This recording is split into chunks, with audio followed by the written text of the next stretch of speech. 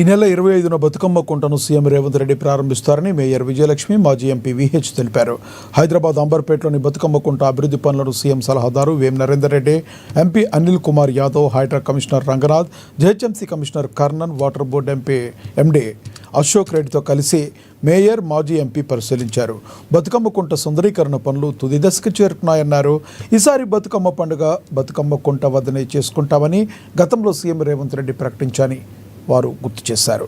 7,40,00,000 రూపాయలతో బతుకమ్మ కుంటకు హైడ్రా పునరుజ్జీవం కల్పిస్తుందని మేయర్ విజయలక్ష్మి తెలిపారు.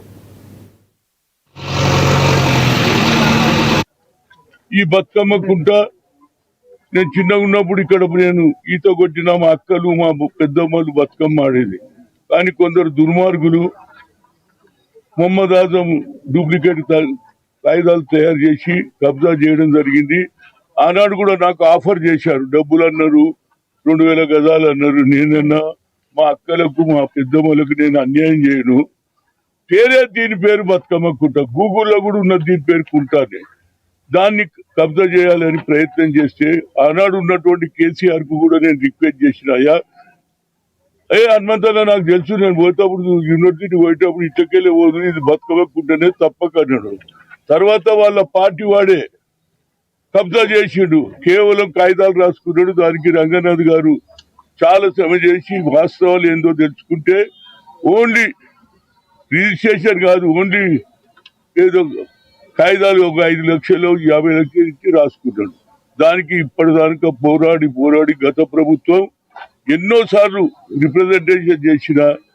అంతేందుకు కవిత గారు ఎప్పుడు కూడా బతుకమ్మ ఈ రోజు గౌరవ ముఖ్యమంత్రి గారి ఆదేశాల మేరకు ఈ రోజు నేను కానివ్వండి, అనిల్ కుమార్, మేమందరం కూడా ఇక్కడ అంటే బతుకమ్మ కుంట ఒక పెద్ద ప్రతిష్టాత్మక తీసుకున్న మేము ఇక్కడ బతుకమ్మ సెలబ్రేషన్స్ ఇక్కడ చేయాలని ఏదైతే అనుకున్నామో, మరి సీఎం గారు 21st రోజు ఏదైతే ప్రోగ్రామ్ మేము ఫిక్స్ చేసుకున్నామో, అంటే ఈ ప్రోగ్రామ్ 21st ఇక్కడ అందరితో మాట్లాడినాక, ఇంజనీర్స్తో కానీ కాంట్రాక్టర్స్తో అందరితో మాట్లాడినాక, ఇప్పుడు హనుమంతరావు అంకుల్ గారు చెప్పినట్టు కొన్ని పనులు అంటే డీలే వస్తున్నాయి. కాబట్టి మేము 25th ఫైనల్ గా 25th డేట్ అనేసి ఒకటి ఫిక్స్ చేసుకున్నాము. పెద్ద ఎత్తున Bathukamma celebrations actually 23rd day start అవుతున్నా.